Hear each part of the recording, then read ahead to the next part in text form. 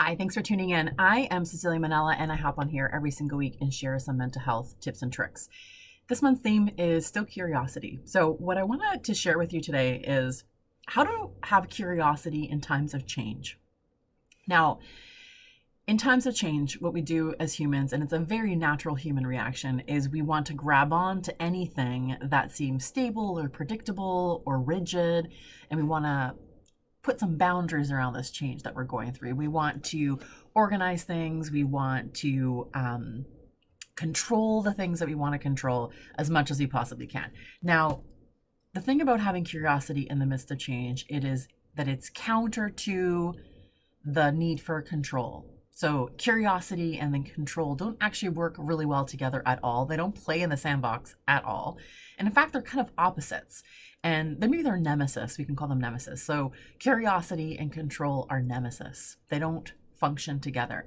It's very hard to hold both at the same time, to be in relationship with these two things at the same time.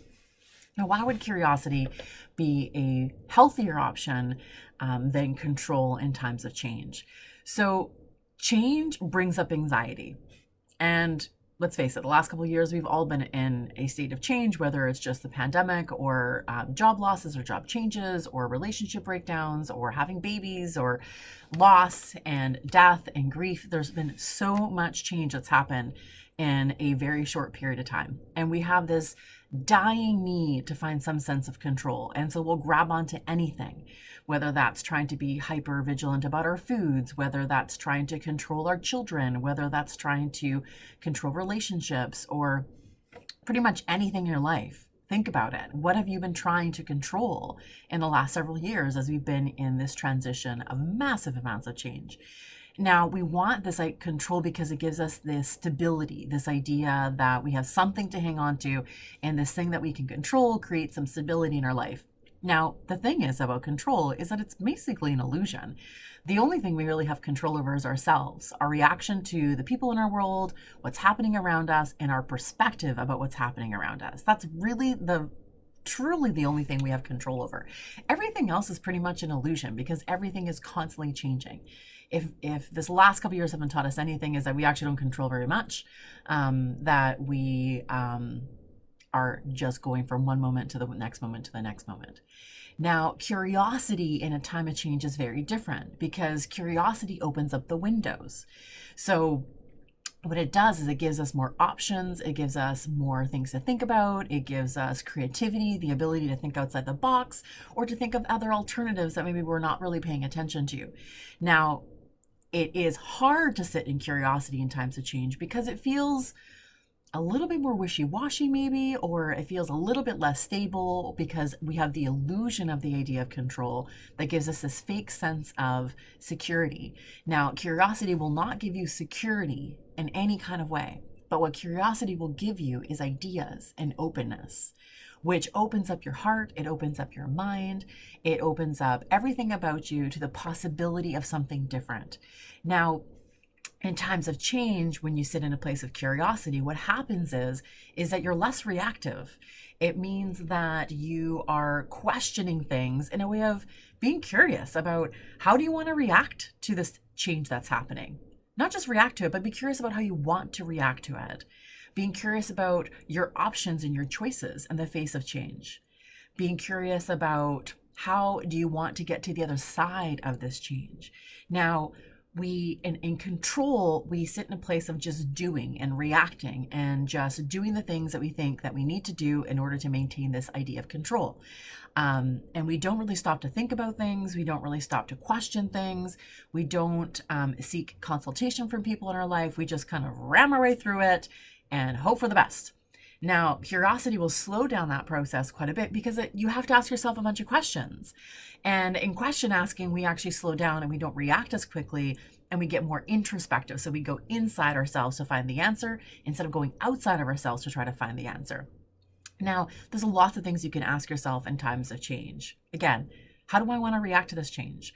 How do I want to get through this transition? When I'm on the other side, what do I want to be able to say about how I went through this change?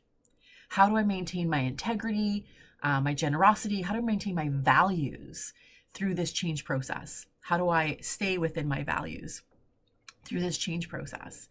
How do I want to be perceived by others through this change process? What is my integrity in the situation, and how do I maintain that? What hard decisions might I have to make in order to maintain my values? Being curious about how you can get support from other people around you. So who's around you that maybe you can consult with? Who is your support people? Who are not your support people? And just being curious about that, not judgy about it, not harsh about it, but our change triggers other people's fear of change.